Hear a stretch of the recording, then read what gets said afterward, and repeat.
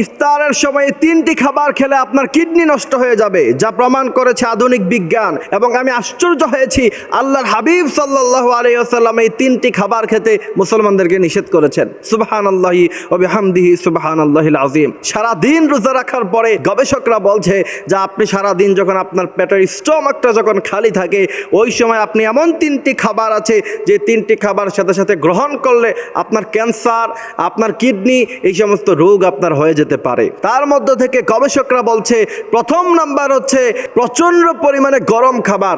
আপনি যদি ইফতারের সময় আপনি যদি খেয়ে নেন, পেট একদম খালি আপনার, ওই সময় যদি আপনি প্রচন্ড গরম খাবার আপনি গ্রহণ করেন, অবশ্যই আপনার কিডনিতে সমস্যা হতে পারে, আপনার খাবারের হজমে সমস্যা হতে পারে, ক্যান্সার, আলসার, এই সমস্ত রোগগুলি আপনার হয়ে যেতে পারে।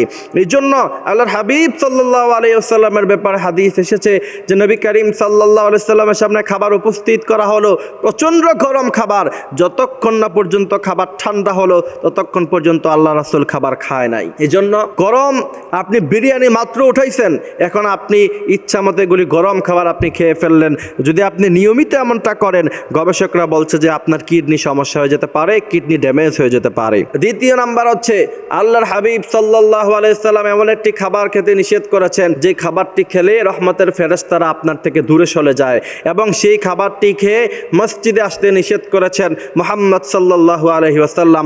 সেই খাবারটি হচ্ছে পেঁয়াজ। পেঁয়াজের গন্ধ, এটা এমন একটি গন্ধ যেটা ফেরেশতারা সহ্য করতে পারে না। এজন্য আল্লাহর হাবিব কখনো তিনি কাঁচা পেঁয়াজ খেতেন না, এবং খেলেও তিনি মসজিদে আসতেন না ওই সময়টাতে।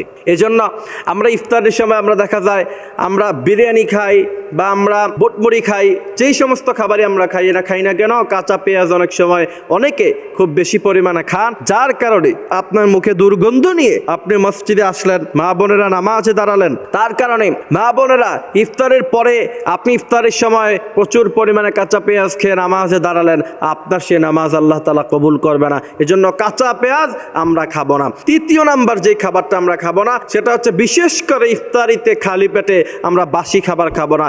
আল্লাহর হাবিব সাল্লাল্লাহু আলাইহি ওয়াসাল্লামের গোটা লাইফ স্টাইলটা ছিল তিনি পিওর খাবার, সুন্দর খাবার, তিনি তাজা খাবার গ্রহণ করতেন। বাসি খাবার আল্লাহর হাবিব সাল্লাল্লাহু আলাইহি ওয়াসাল্লাম গ্রহণ করতেন না। গবেষকরা বলছে খাবার যখন বাসি হয় সেখানে ব্যাকটেরিয়া আসে, সেখানে জীবাণু আসে, পোকামাকড় ধরে। এই সমস্ত খাবার যদি আপনি খান, অবশ্যই আপনার কিডনি ড্যামেজ হতে পারে, আপনার আলসার হতে পারে, আপনার ক্যান্সারের মতো রোগ হয়ে যেতে পারে। এই জন্য বাসি খাবার আবার অনেকের পছন্দের খাবার। বাসি খাবার খেতে কিন্তু মজাও লাগে, কিন্তু বাসি খাবার আল্লাহর হাবিব খেতেন না, কারণ গবেষকরাও বলছে যে বাসি খাবারের মধ্যে ব্যাকটেরিয়া থাকে, বাসি খাবারের মধ্যে আপনার পোকামাকড় বাসা বাঁধতে পারে। এই জন্য বাসি খাবার আমরা খাবো না। আল্লাহর হাবিব সাল্লাল্লাহু আলাইহি ওয়াসাল্লাম যে সুন্দর লাইফস্টাইল দিয়েছেন, এমন লাইফস্টাইল যদি আমরা পালন করতে পারি, তাহলে দেখবেন আপনি সবচেয়ে বেশি ফিট থাকবেন। আল্লাহর হাবিবের সাহাবীরা ছিলেন সবচাইতে ফিট মানুষ, সুস্থ মানুষ, সবল মানুষ। আর আজকে আমরা দেখেন মুসলমান জাতি, আমরা আমাদের খাবার দাবারের ভ্যালুয়েশন নাই, আমরা ইচ্ছা মতো খাবার খাই, খাবার অপচয় করি, এগুলো ইসলামে নাই। তারপরে আমরা সারা দিন ঘুমাই, সারা রাত ঘুমাই। কি এক আজীব আমাদের জীবন ব্যবস্থা। এমন জীবন ব্যবস্থা থেকে আল্লাহ তাআলা আমাদেরকে সুন্দর জীবনযাপন করার তৌফিক দিক। আমিন।